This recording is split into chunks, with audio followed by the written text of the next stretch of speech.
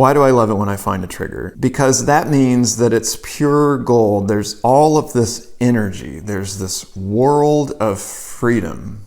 All of these magical things that I have been depriving myself of and going with the triggered response. Okay? And it also means that whatever this triggered response that I'm finding is likely holding me back from, meeting my success that I really want. And it's keeping me from being intimately close to my lover. It's keeping me from feeling safe. It's taking away my peace of mind, which I guard and, hold as a high priority. So triggers do all these bad things. And knowing that they were there for a reason many years ago helps.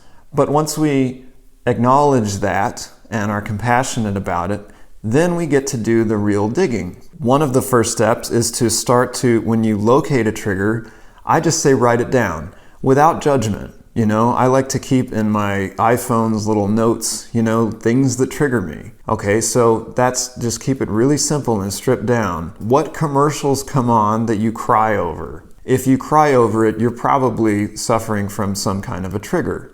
For me, this is kind of a funny story, but I would watch Disney movies with my, 2-year-old, and they would make me tear up. It's something about these stories, and I didn't understand it at the time, but it triggered me. So I started to write it down. And then you'll start to see patterns in your list of things that trigger you, okay? By seeing the patterns, you start to understand the coding that you have embedded into your subconscious.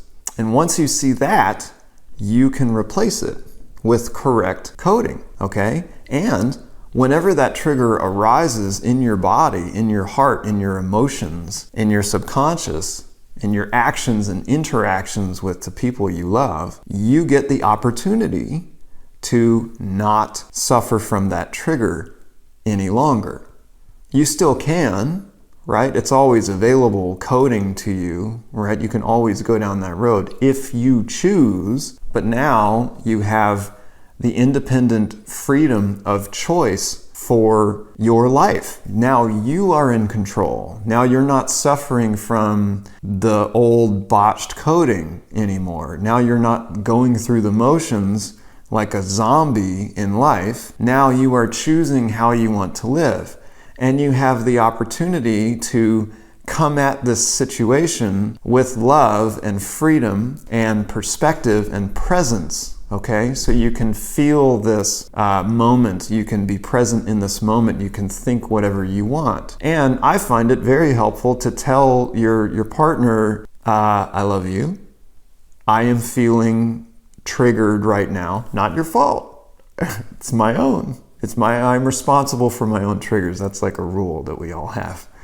I am responsible, say it with me, I am responsible for my own triggers, okay? And that's a lovely thing. I would not want my partner to be responsible for my triggers because, she wouldn't know what to do with them. And I probably wouldn't follow her lead even if she did, So you can take your triggers, you can analyze them, you can lay them all out, and you can see the old coding. And then you can replace it. And like we talked about in the prior episode, you get the opportunity to react in the way that you want.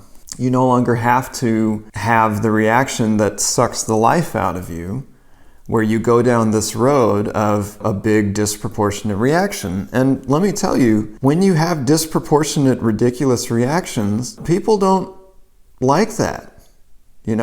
Obviously, it's not pleasant for you. Obviously, it fucks up your peace of mind and your life, and you're not free. You're just going through the motions, right? You're just doing these things that you believe you have to do so that you don't die. But for the people around you, they didn't have shit to do with that. They don't even know that it's a trigger. And if they haven't known you very long and you don't have a lot of trust, between you in that relationship, they might think that this is how you always are. And that would suck because you're way cooler than this. You're a lot cooler than your triggered self, right? So you want to present to people your best, highest, version of yourself, not the triggered one, right? So in order to do that, we need the opportunities to see when we're triggered, rewrite that coding, and get over it.